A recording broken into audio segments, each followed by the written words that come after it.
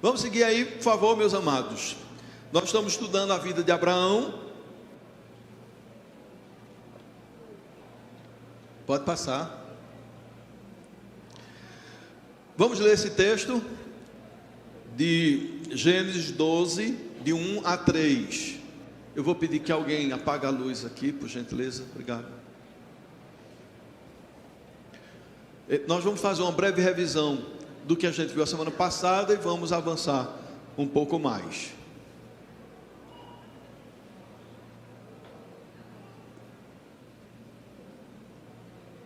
Enquanto o irmão apaga, vamos ler juntos. Ora, disse o Senhor a Abraão: da tua parentela, da casa de teu pai,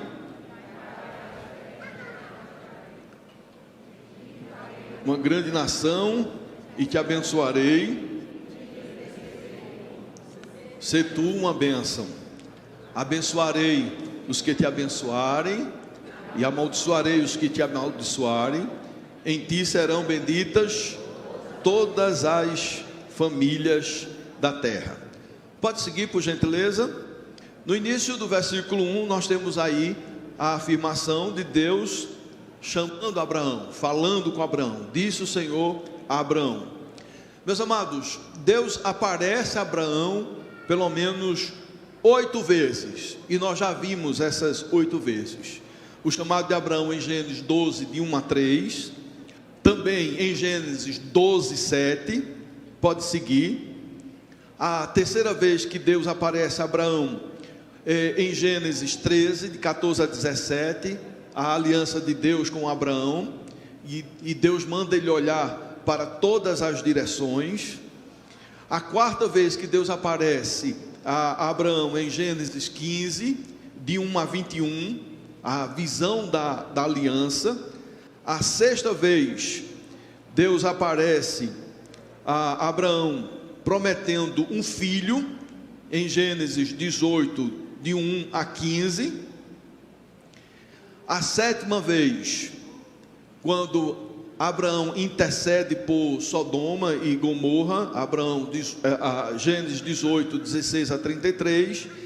E a oitava vez, no sacrifício de Isaque, em Gênesis 22, de 1 a 18. Então nós temos aqui várias vezes em que Deus apareceu a Abraão, sempre reiterando, reafirmando a sua promessa de tê-lo como um abençoador das nações, bênção para todas as gerações, para todos os povos, e como sendo aquele que seria o pai da fé. Então Deus sempre reiterou, sempre reafirmou, sempre reforçou esse chamado. Nós começamos a ver a centralidade e vida familiar de Abraão. Abraão era da 10ª geração depois de Noé. Ele era descendente de Sem, e seu pai era Tera. Abraão tinha 2 irmãos e se casou com a meia-irmã, Sarai. E em Josué, no capítulo 24, 2, está escrito: sabemos que o pai e o avô de Abraão adoravam deuses falsos. Lá em Josué 24, 2 está escrito. Vamos ler todos? Então José disse a todo o povo: assim diz o Senhor Deus de Israel: antigamente vossos pais, Tera, pai de Abraão e de Naor, habitaram da além do Eufrates e serviram a outros deuses. Então aqui está o texto que prova de que o pai de Abraão era um adorador de outros deuses. E aqui vem uma questão, queridos, que é difícil a gente ter uma resposta precisa. É se quando Deus chamou Abraão, ele já era um convertido, ou se ele se converteu com esse chamado. Então não existe nenhuma dica na Bíblia sobre isso. O que diz é que os pais eram adoradores de outros deuses, mas não afirma se Abraão se converteu com o chamado de Deus ou quando Deus chamou, ele já era um convertido. O que é provável é de que Abraão também era um adorador de outros deuses, porque tem um exemplo e um contexto familiar e da localidade onde ele vivia, e que ele veio se converter e conhecer a Deus, e aí estabelecer todos os pactos, todas as alianças, a partir dessa primeira aparição de Deus. E aí vem essa consolidação da fé, a construção da fé de Abraão, durante a caminhada com Deus. Ficou claro isso? Tem alguma pergunta quanto a isso? Amém. Então vamos seguir. O texto sagrado, ele deixa muito claro que Abraão era muito rico, mesmo quando foi chamado, ele já era rico. Então ele vai ficar mais rico ainda com o caminhar com Deus. Irmãos, ninguém se preocupa com o menino ali, ele está numa boa, e o barulho de criança não me incomoda. Me incomoda quando não tem barulho de criança nenhum, mas quando tem, é bênção. Amém? Amém. Eu só me lembro dos meus, mas vamos voltar para cá.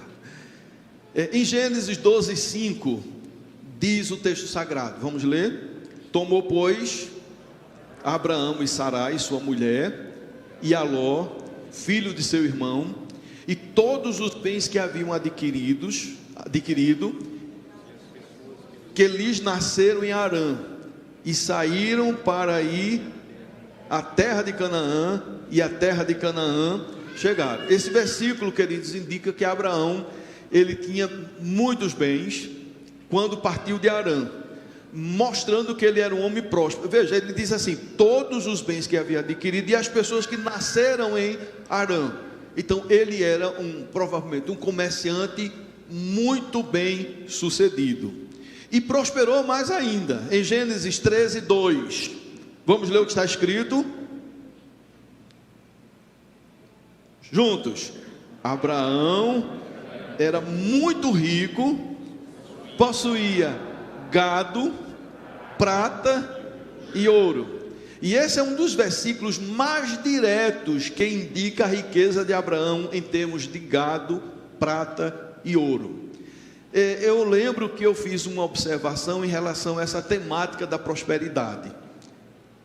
Nós temos um grande desafio no nosso país por conta da teologia da prosperidade. E o que é que a teologia da prosperidade ensina? Que Deus lhe chamou para ser rico e próspero, e o que você tem que fazer é uma troca com Deus. Você dá para Deus um tanto, com a finalidade de receber 10 tantos. Então não é um ato de fidelidade a Deus que vai gerar prosperidade, mas é um ato de barganha, de troca.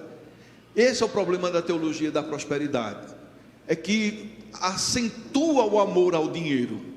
E a Bíblia diz que o mal não está no dinheiro, nas posses, mas o mal está no amor ao dinheiro. O dinheiro é um excelente servo, mas um péssimo senhor.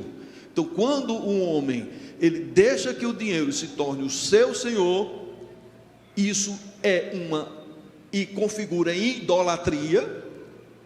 A pessoa se deixa escravizar e dominar, e aí é capaz de fazer as maiores barbaridades, de não honrar os compromissos que deve honrar em vários aspectos, e é capaz de passar por cima dos outros para obter mais e mais. E também tem um espírito avarento, que quer mais e mais, não para viver com dignidade e ajudar o próximo, mas apenas para ter mais e mais, que é uma insegurança naquela pessoa que ama o dinheiro. Então, o problema não está em ser próspero, o problema não está em ter dinheiro, o problema não está em ter bens.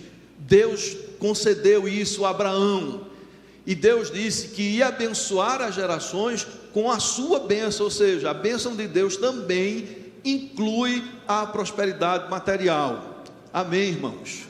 Então nós não temos problema em falar, em desejar a prosperidade, muito pelo contrário. Nós queremos que você seja bem-sucedido em nome de Jesus.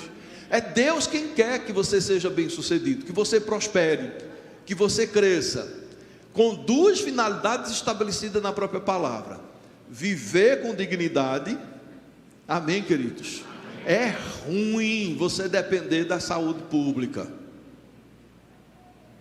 Quem está esperando, eu tenho um amigo que ele está esperando há mais de 2 anos para ser chamado para fazer uma cirurgia pelo SUS. Aí ele diz: pastor, de vez em quando eu ligo para lá. E a mulher diz: não, fique tranquilo, quando chegar a vez a gente lhe chama. E aí nós sabemos de casos que quando o SUS entra em contato para chamar a pessoa para... já está morrido, ou já está morrido, já morreu, já morreu. Então, depender da saúde pública é uma situação bastante constrangedora, e assim por diante. Então, Deus quer abençoar o seu povo com prosperidade, para que a gente viva com dignidade, e Deus também quer abençoar o seu povo, para que a gente possa repartir com o outro, que era esse o pensamento de Calvino. Calvino dizia: Deus quer nos dar prosperidade para vivermos com dignidade e para ajudar o nosso próximo, porque mais bem-aventurado é dar do que receber. É tão bom quando você tem para compartilhar, para dar. E nós sabemos, queridos, e aí é isso que a gente tem que ter um cuidado muito grande no coração, para não se tornar as nossas ofertas, as nossas contribuições, a nossa ação social um tipo de barganha com Deus, porque não dá para barganhar com Deus. O que é que Deus precisa de nós? Ele é autossuficiente, Ele não precisa da nossa comida, não precisa do nosso dinheiro, não precisa do nosso bem, não precisa de nada, mas nós é que precisamos. Quando Paulo diz: olha, eu estou abastecido e tenho tudo em fartura, porque o meu Deus, segundo a sua riqueza em glória, há de suprir em Cristo Jesus todas as nossas necessidades. Ok, aí Paulo diz: eu tenho fartura, estou em fartura. Deus mandou o anjo do céu com cesta básica lá para Paulo, não foi isso? Não foi não? Eu acho que foi. Como é que ele ia ter fartura? Ele diz: olha, eu estou bem suprido, então tenho todos os recursos necessários para viver com dignidade. Como foi que Deus supriu a Paulo? Através das igrejas, através das ofertas das igrejas. Então Deus, a priori, se utiliza dos recursos do seu povo para ajudar aqueles que estão passando por necessidade e dificuldade. Está claro isso, queridos? Deus pode mandar uma cesta básica do céu? Pode, né? Mas é muito improvável isso. Ele quer nos abençoar através uns dos outros. Então Deus quer nos fazer prósperos, sem dúvida nenhuma, para a gente viver com dignidade e abençoar o nosso próximo. Que Deus nos faça próspero em nome do Senhor Jesus, sabendo que a prosperidade também é fruto de uma boa gestão financeira, sabendo também que a prosperidade é fruto de uma boa gestão financeira. Se gasta mais do que ganha, fica pobre, miserável, devedor. Isso é um princípio básico, simples. Pagar juros é o quê? O que significa pagar juros?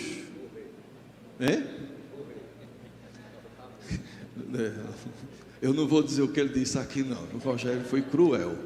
Pagar juros é jogar dinheiro fora, queridos. É um recurso que Deus está dando e nós estamos desperdiçando.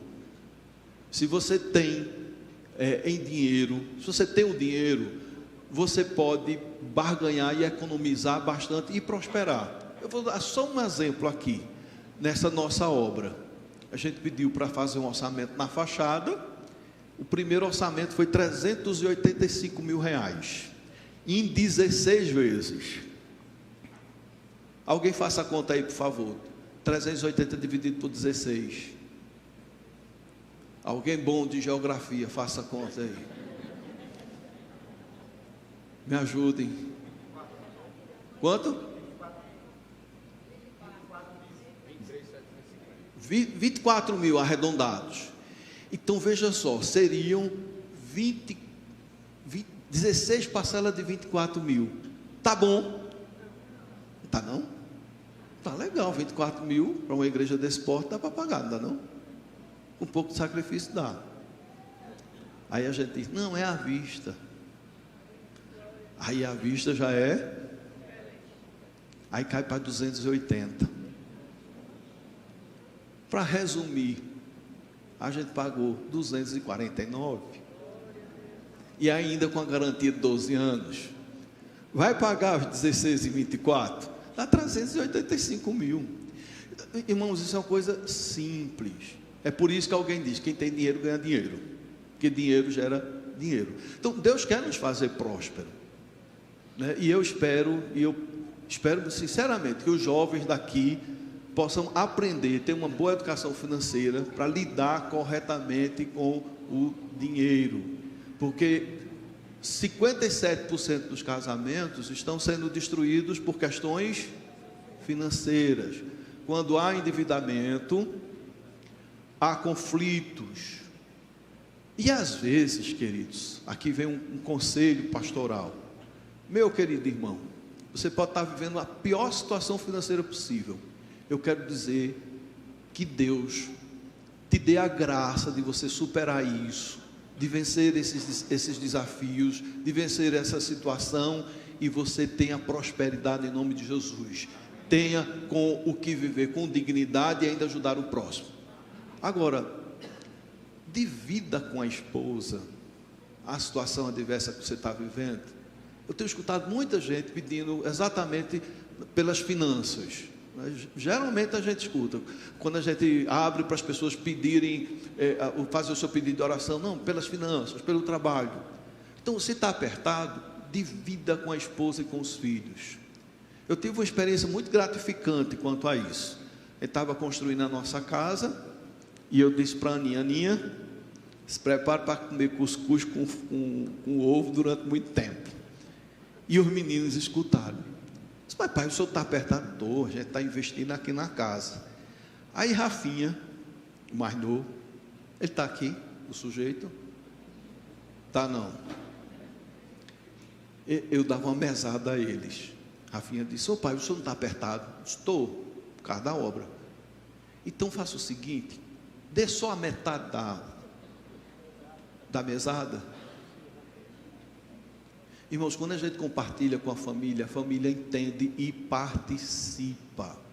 Agora, tem um padrão de vida, se aperta, não compartilha, a esposa pensa que tem o mesmo padrão e continua com o mesmo padrão, e a pessoa fica sufocada, e quando fica sufocado, fica nervoso, fica aperreado, e às vezes tem um comportamento de certa agressividade dentro de casa. Por quê?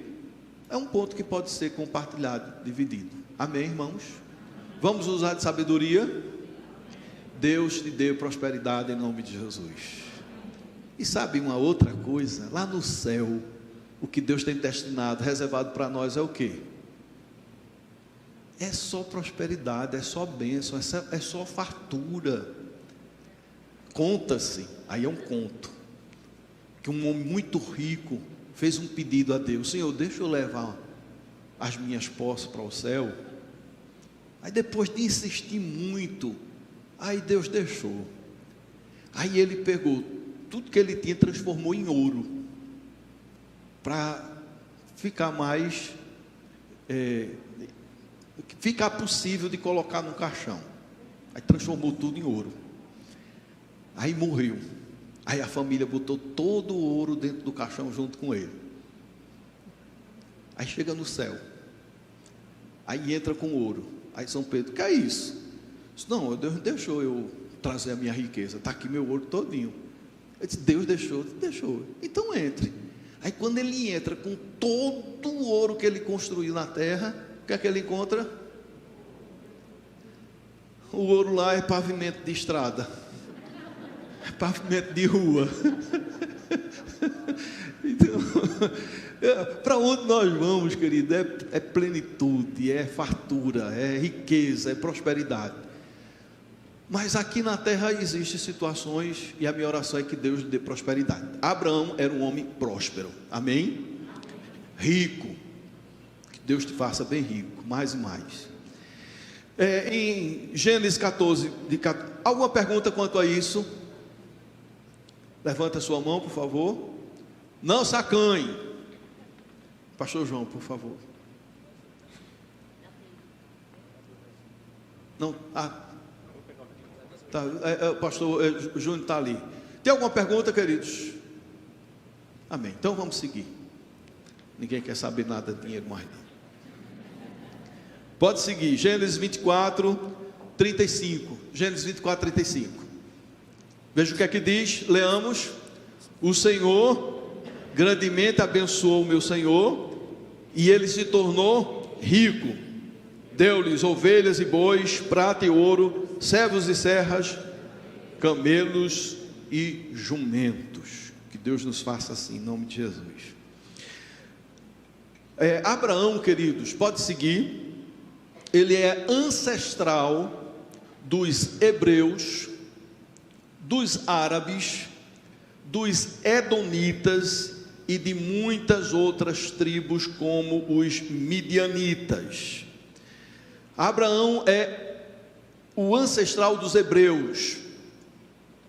O termo hebreu refere-se ao povo que mais tarde seria conhecido como os israelitas e posteriormente como judeus.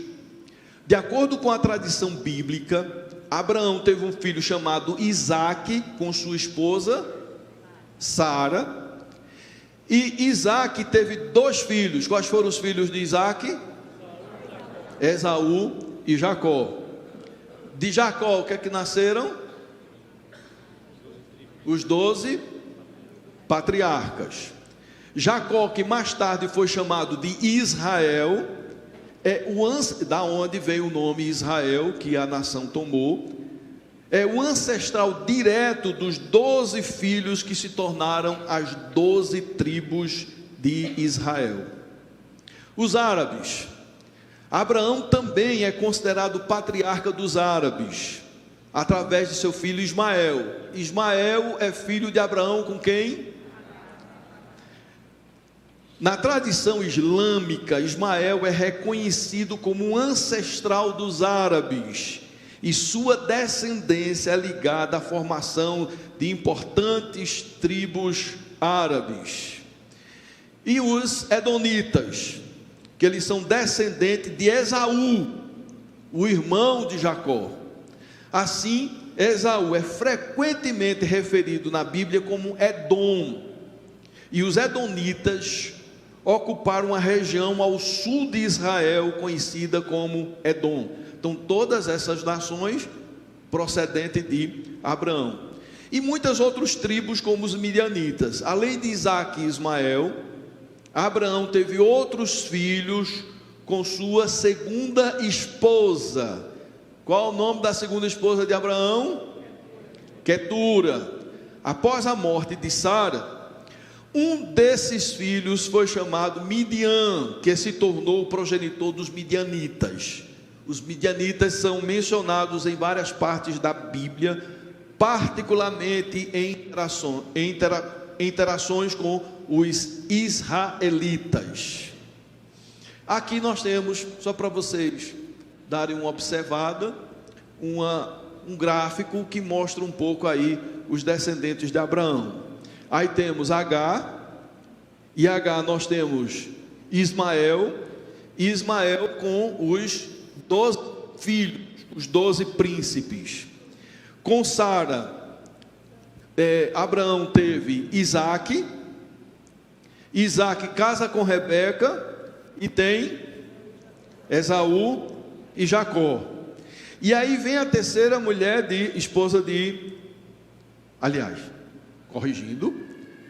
Agar, que foi a concubina, Sara, a primeira esposa, e Quetura, a segunda esposa. Aí de Quetura nós temos aí os nomes de todos os descendentes. temos Inram, Joquizã, Medan e assim por diante. Eu não vou ler isso ainda. Seguindo.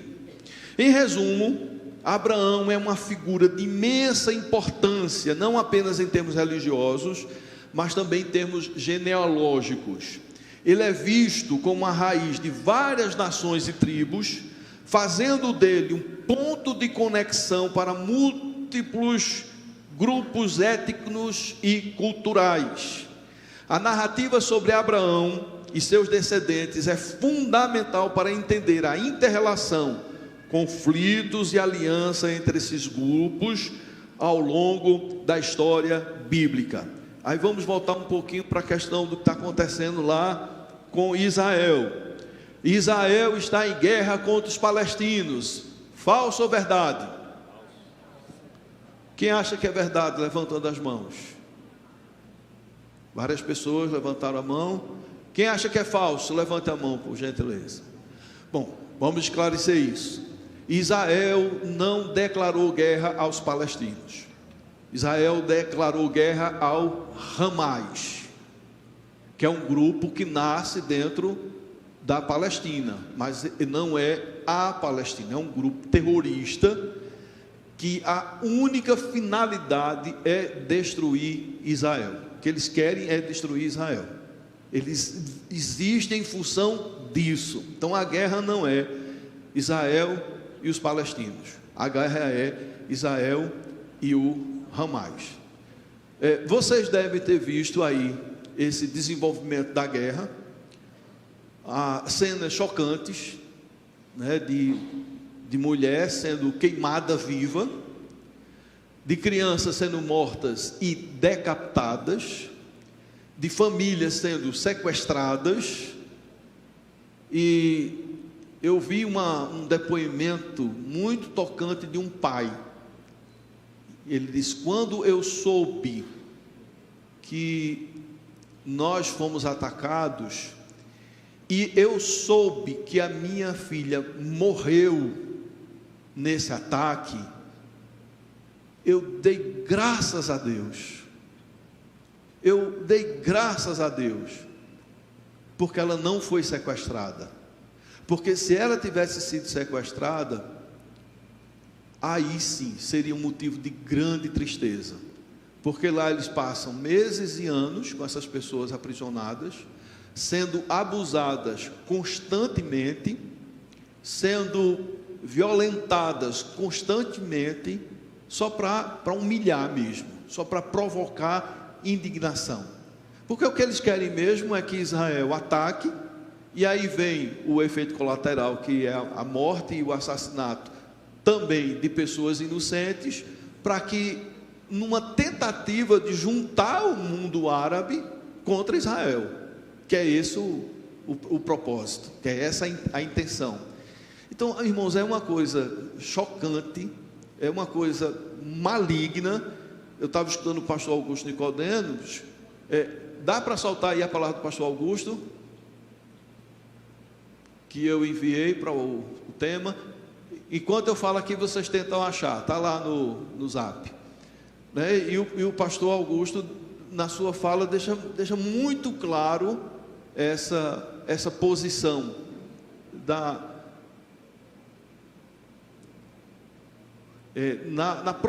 no próximo domingo, queridos, nós vamos fazer uma exposição na escola dominical sobre Romanos 11, para nós entendermos qual é o papel de Israel no plano de Deus. Alguns têm Israel como sendo o relógio de Deus, tudo acontece e a gente tem que voltar para Israel, e alguns têm o posicionamento de que o tempo de Israel passou. O que se tem são remanescentes fiéis, mas o tempo dele mesmo passou, não dá para soltar. Então a gente solta na próxima semana. Então nós vamos estar fazendo uma exposição para deixar bem claro sobre esse assunto. Uma pergunta aqui da irmã Edna. Pois não, irmã Edna. Em março, quando nós estivemos lá, houve um dia que, mais ou menos meio-dia, chegou uma ordem lá, que comércio fechasse as portas e as pessoas se retirassem para seus locais, quem estava em hotel, quem estava em casa. Então, quer dizer, desde março eles já estavam planejando esses ataques que estão acontecendo agora, né? Ataque sempre está tendo lá, né? Agora, dessa proporção que houve, é inédito.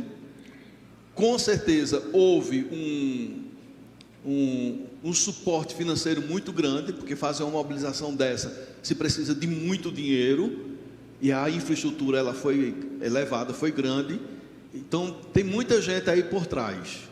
Agora, queridos, aí o pastor Augusto Nicodemos diz que isso é para mostrar também a natureza perversa e pecaminosa do homem, que tem a capacidade de fazer essas coisas com o seu próximo. E aí uma outra coisa que deixa a gente muito indignado, além dos que fazem, os que aplaudem. E no Brasil, nós tivemos grupos aplaudindo, elogiando, dizendo que é um direito realmente de Israel, e já a gente se levantando para combater os ataques de Israel. Ou seja, os Hamas ataca, mata, estupra, violenta, sequestra, volta para sua área de habitação, e Israel não pode fazer nada. Veja que absurdo um negócio desse. Na sexta-feira nós estávamos na nossa célula e nós fomos orar pelo assunto, e nós vimos a dificuldade que é orar por esse momento. A gente vai orar para que Israel mate o povo, não é? Orar para que dizime o Hamas. É difícil orar para que a guerra acabe, e a injustiça que foi cometida, como é que ela vai ser reparada? Ou seja, até para a gente orar é difícil, mas aí a gente tem que pedir que Deus coloque a sua mão e intervenha, e aí Deus, na sua soberania, vai agir. Alguma pergunta quanto a isso? Manice. É uma pergunta polêmica, posso fazer? Sim, senhora. Há conversas e conhecimentos de que chega até nós de que o Hamas é tido como um partido de esquerda. Aí a minha pergunta o nosso Brasil é um país democrático até algum tempo atrás, hoje tem essa dúvida se é ou se não é, mas a pergunta no meio evangélico existem muitas pessoas que é de esquerda e de direita. Numa situação dessa, nesse momento, sabendo que o Hamas é de esquerda, essas pessoas que se posicionam de esquerda, como é que fica diante de Deus? Minha santa, eu vou ser bem sincero. Tem gente ruim, canalha, perverso, mau, de esquerda e de direita. Infelizmente tem, dos dois lados. Agora, nós precisamos entender isso. Pois não? Acharam? Bênção. Agora, a gente precisa entender isso, que o Hamas é um grupo terrorista que tem como alvo, como objetivo único de acabar com Israel. Esse é o objetivo deles. Os partidos de esquerda que nós temos no mundo não têm essa finalidade. Então a gente tem que fazer essa diferença. Eu não estou fazendo defesa à esquerda de jeito nenhum. Não sou de esquerda. Respeito quem é. Agora, nós temos que fazer justiça. Entendeu? Então o grupo Hamas, ele tem a sua peculiaridade. Pode saltar, por gentileza? Vamos ouvir o pastor Nicodemos. Deu para entender o meu posicionamento? Ok. A gente se posiciona e quem faz a pergunta pode aceitar ou não, né? Mas o meu posicionamento é esse. Vamos lá.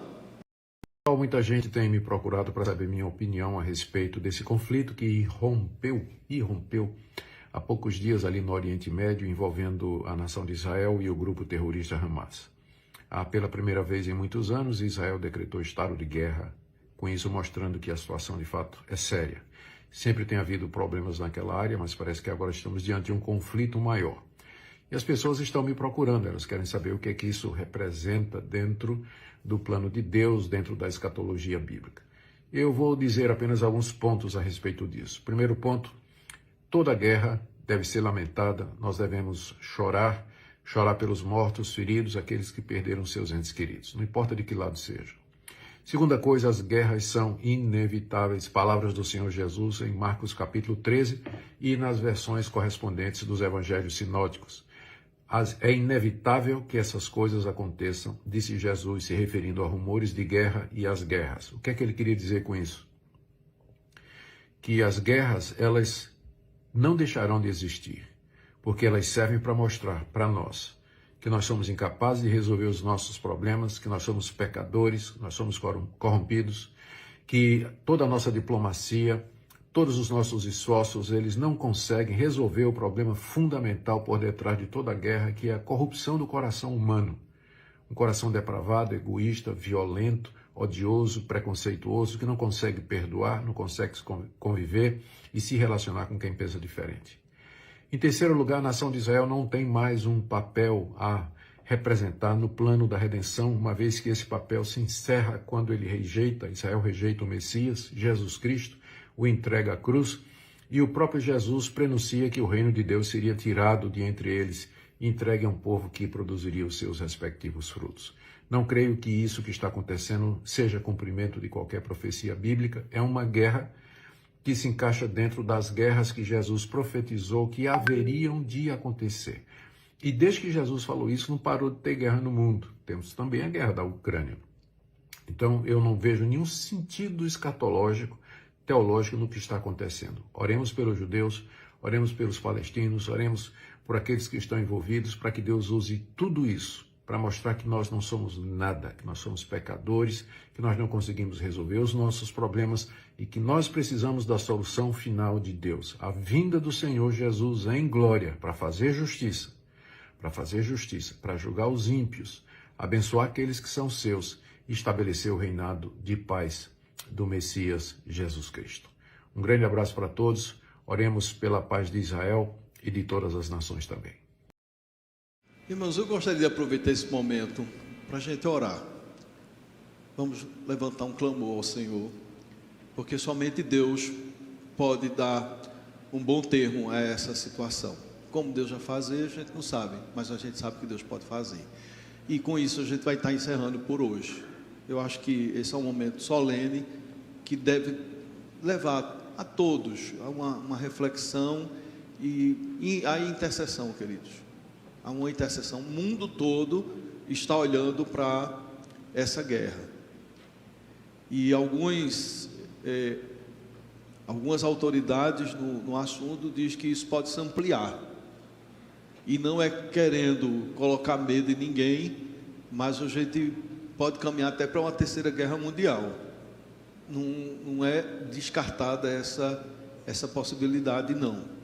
Agora, por outro lado, vamos nos lembrar o que a gente vem pregando nesses últimos domingos.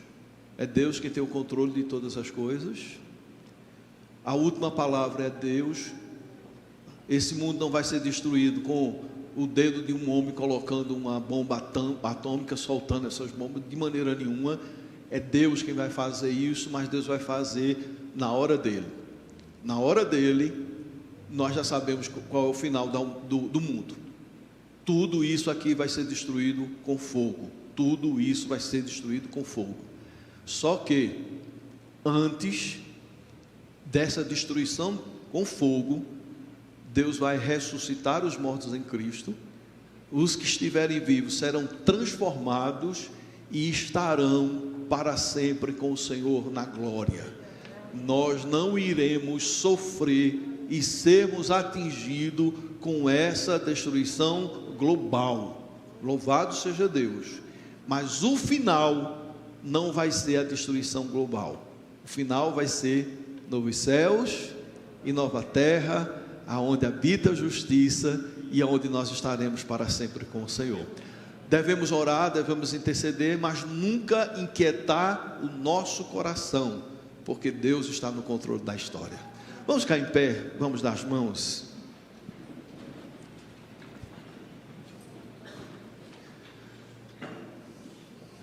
Se você quiser orar silenciosamente, então ore silenciosamente. Mas se você quiser orar em voz alta, vamos levantar um clamor ao Senhor. Oremos. Maravilhosa graça, amor que não tem fim, tomou o meu lugar, a minha cruz levou e deu a sua vida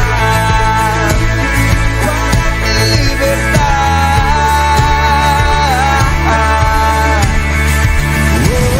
Jesus, eu canto pelo que fez por mim.